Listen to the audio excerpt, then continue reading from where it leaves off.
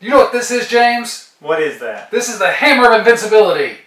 Good thing you got it. I'm glad I have it here. It retails, for about $10 at your local Ace hardware store, but you wouldn't know that if you watched Almighty Thor. Very true. The Asylum's version of Thor. Yeah, and that one is like 90 minutes just to get the Hammer of Invincibility, and you just go down to the store and get you one. Evidently, you can make them. Yeah. Oh, yes, you can take lava and stuff. But we're getting ahead of ourselves. Hi, everybody. I'm Patrick. And I'm Almighty James. Whoa.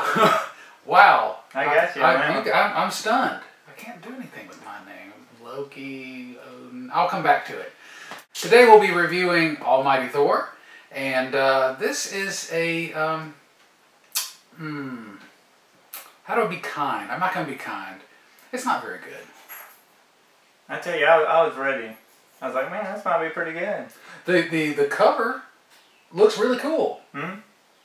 And I was like, when it first started, I was like, okay, it's Asylum. Yeah, yeah. I guess, right? It is Asylum. It is Asylum. The Asylum made it for the Sci-Fi Network. Okay, because I was about to say, boom, sci-fi production. I was like, well, what?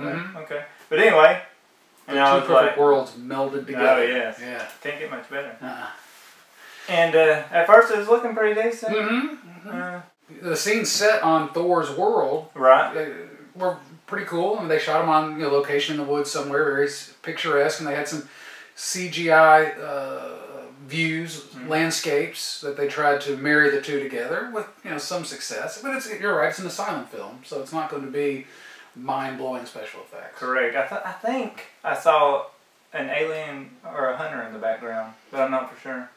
I know what you're talking about. I think it was I'm not sure which one's which though, but I think I know what you're talking about. Now, Patrick, yes, when this starts out, Almighty James, you have Thor and Odin and Loki. Right. But you have the guy coming through the woods. Loki's the bad guy. Yeah. Okay. He's coming through the woods. Yeah. It shows two archers. Okay. Yes. Something's up. They fire. Right. And they're getting orders. Right. Draw. Shoot. Yeah. And there's only two, and then when it shows the sky, there's like 1,000. Right. Well, more than probably multiple thousands of arrows. That was one of the biggest flaw I thought in that scene is there's no sense of geography, because it looks like they're standing about 20 feet from each other. Right. But those 1,000 arrows are arcing way up in the sky. And they're in the woods, and then you're dead. And then it switches to like a little village in front of a castle on a lake. Yeah. Yeah. Again, the perspective wasn't very good. The basic plot of Almighty Thor is somewhat similar to the runaway blockbuster movie hit Thor. Yeah. You've got Thor playing Thor. You have his dad Odin, and you got the bad guy Loki. And in this version, Almighty Thor, Loki is not Thor's brother or sibling or cousin. He's just a bad guy. Just a bad guy. But Odin is Thor's father. Odin is killed by Loki, and it's off to find the Hammer of Invincibility. That's right. But they don't really ever say what the Hammer of Invincibility does. No, or why you need it. Now, it's cut from the tree of whatever, The tree of life. Yeah. And it should have been named All Whiny Thor. Because he whined the whole time. That's true. It's true, he did. Let's see how many times I can get beat up by this guy. Yeah. Which would be Loki. Right. Before the end of the movie.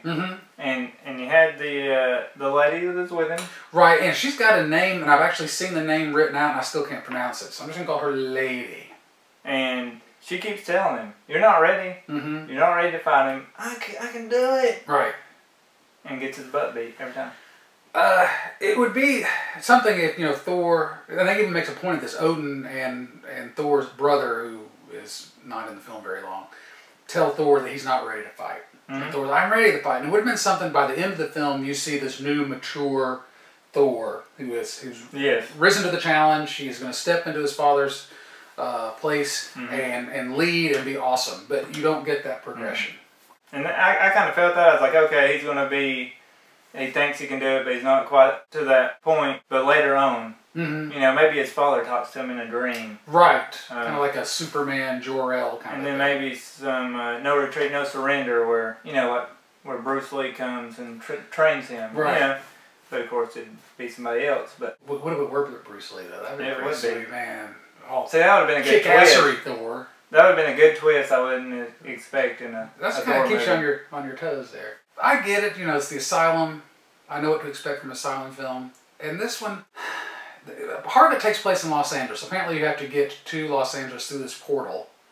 And Loki shows up with his creatures that come out of the ground when summoned. But they seem to film all their Los Angeles scenes in back alleys and parking lots. And there's no real... I mean, it could have been any city in the world, frankly. Yeah, I like to watch background when they have like any special effects stuff, but they kind of played it smart where there wasn't a lot going on, except when they decided to have those people running around. Yeah. You know, because like here's this big dog thing, and somebody might be just walking normal. They didn't have any of that, but like you said, they just mainly shot it in areas people wouldn't go. I mentioned before, James, I'm a big researcher. Yeah. And I did read up on this film, and someone made a good point. It's not an original observation by myself, but I will honor this conversation. It felt like when they were in Los Angeles, they didn't have a film permit. So they're filming really quick before the cops show up, you know? And which would explain a great deal, because it does look like, okay, quick, film this scene. Okay, let's go. It's fast, it's limited, it's... Again, it could have been any city in the world, but for the purposes of this movie, it's Los Angeles, and I'll believe them. What the hey? Yeah. James, let's talk about our actrons in this movie, if we will. The guy who plays Thor, you mentioned he's whiny. I agree. And he cannot deliver a single line with any conviction whatsoever. No, I knew that as soon as his father died and he came running. No! That's good. I feel like I did a little bit better. I think you did. I'm his agent. Call me. I get 75%. My favorite line from him was when Lady, Thor and Lady go to Los Angeles, and Lady's trying to get him to retreat to her spot where she keeps her weapons and all that stuff. And her question to him is, "Don't you trust me?" And his response is yes. But you would think yes or yes. There are so many various ways. Yes, I do. Any of that, but his response is yes.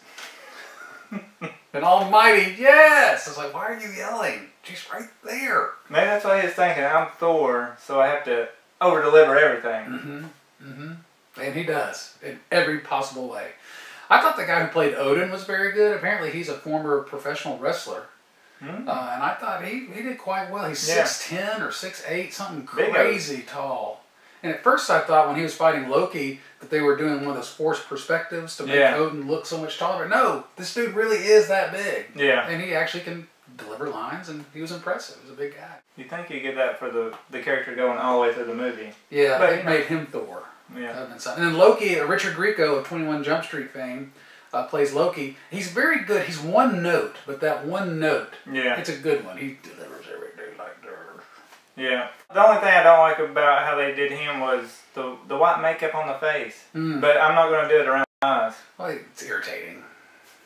He's 21. He's 21 Jump Street. I know, but it would look way better. Just leave his face plain. Don't paint it white. Or I guess they're going for some kind of like gaunt, Gollum vampire hybrid thing. Maybe they wanting like a new wave goth thing to hit off. It was very gothy.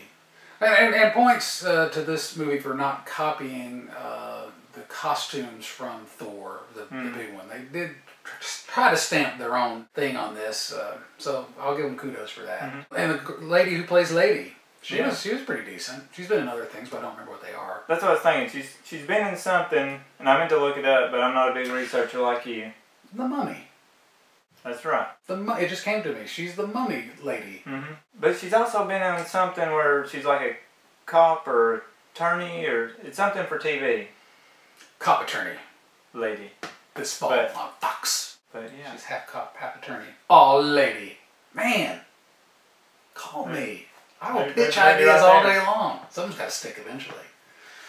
My single favorite scene is one I thought they actually probably blew the whole budget on, is when Thor has to fight the guardian of the Tree of Life to get the hammer. Bam. Is that the same one? That's mine. It is filmed wonderfully. It's in slow motion. It's got shadow. It's got rain. It's a sword battle between Thor and the guardian who protects the Tree of Life. And I thought, what is going on in this 30 seconds?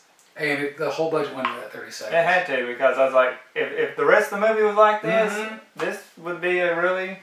Yeah, you combine Thor and Dark Knight and all that stuff, you get this kind of imagery, and it is very well done. That scene, it blew the rest of it away. Yeah, yeah. You'd had 90 minutes of that kind of imagery and that kind of discipline. It's been one heck of a movie. I almost had one, but it was right before that scene. I was like, this will probably be mine because it was funny. It's when they come to the wall to get to the portal to go in there.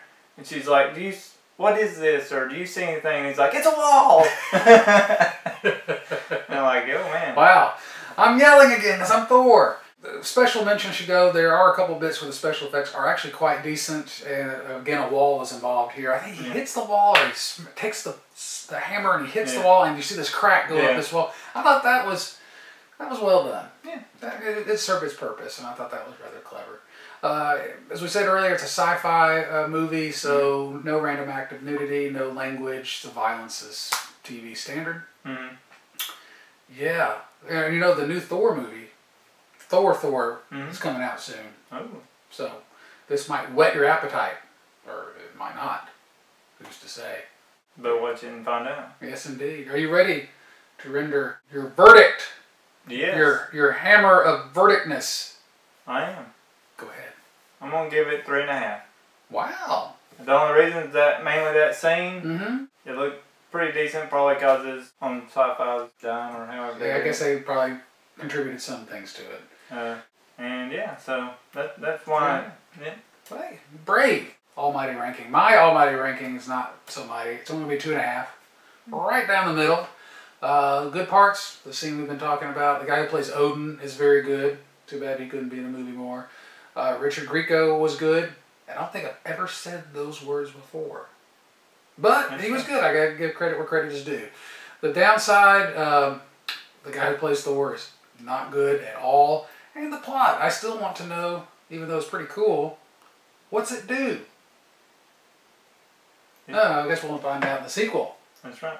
And the sequel to the big blockbuster hits coming out any day now. Which means probably they will have another almightier Thor. Almightier Thor. Maybe they get that. I hope that the actor who plays Thor is not too busy and he'll come back. I hope so, because I know he's only gotten better. Yeah. I guess we'll find out, or we'll never know. That's one of those two things. Be sure to go get your Hammer of Invincibility at your local hardware store. Or you can fight Loki on the streets of Los Angeles. He can cast you into the pit, and then you can make one out of lava. The choice is up to you. Hey, some people just want a quick, I'll buy it, get it off eBay or hardware store, or just go the long way. Yeah, probably 6 of one, half a dozen of another. Yeah. Well, there we have it. Feel free to follow us on the Facebook and the Twitter. And the, what am I missing? YouTube. This channel we're on right now. Why do I keep forgetting that? That's crazy. I wish I were as almighty as you, James. That's crazy. Well, be sure to follow us there and go get your Two Lazy Guys t-shirts. I'm pointing this shirt as if it were one. It is not one, but you can get one. Alright, until next time, keep it Thor-tastic. Bye. Watch this.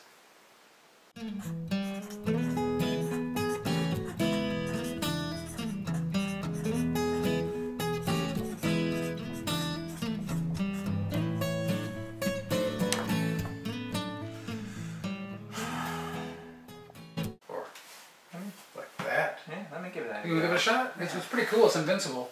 Well, what am I looking at over here? Yeah. That looks good.